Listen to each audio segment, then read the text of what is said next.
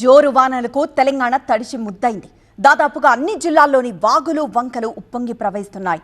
పలు గ్రామాల రాకపోకలకు అంతరాయం కలగడంతో జనజీవనం అస్తవ్యస్తమైంది. జిల్లాల్లో ఏ వాగు ఎంత ఉధృతంగా ప్రవహిస్తోంది, వరదల ప్రభావం ఎలా ఉంది అనే డీటెయిల్స్ కోసం వాచ్ ది స్టోరీ.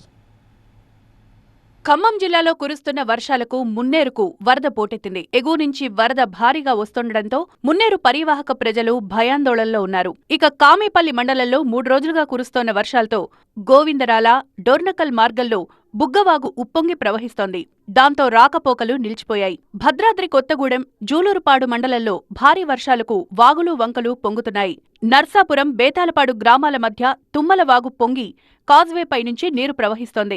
దీంతో 20 గ్రామాలకు రాకపోకలు నిలిచిపోయాయి. వాహనదారులు, ప్రజలు తీవ్ర ఇబ్బందులు పడుతున్నారు. 3 రోజులుగా కురుస్తోన్న వర్షాలకు భద్రాద్రి కొత్తగూడెం జిల్లా పాల్వంచ మండలం కిన్నెరసాని ప్రాజెక్టు నిండు కుండలా మారింది. ప్రాజెక్టు పూర్తిస్థాయి నీటిమట్టం 407 అడుగులు కాగా ప్రస్తుతం 404 అడుగుల మేర నీళ్లు చేరాయి. కిన్నెరసాని జలాశయానికి 9000 క్యూసెక్కుల వరద వస్తోండటంతో అంతే మొత్తంగా దిగువకు వదులుతున్నారు. కొనిజర్ల మండలం తీగల బంజర దగ్గర పగిడేరు వాగు పొంగి పొరలడంతో పల్లిపాడు నుంచి ఏన్కూరు వెళ్లే రోడ్డులో రాకపోకలకు అంతరాయం ఏర్పడింది.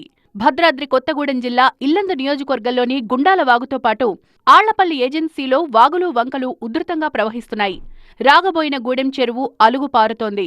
అలుగు దాటి వెళ్లొద్దని అధికారులు హెచ్చరికల బోర్డులు పెట్టారు. ప్రమాదకర స్థాయిలో అలుగు పోస్తున్నప్పటికీ చుట్టుపక్కల గ్రామాల యువకులు చేపలను వేటాడుతున్నారు. ఇక మెదక్ జిల్లా ఏడుపాయల వనదుర్గ భవానీమాత దేవస్థానం ముందు వరద ప్రవాహం పెరిగింది.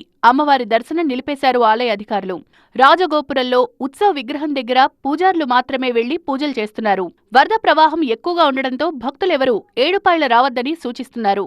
మెదక్ జిల్లా హవేలీ ఘన్పూర్ మండలంలో భారీ వర్షాలకు గుండావాగు ఉప్పొంగి ప్రవహిస్తోంది.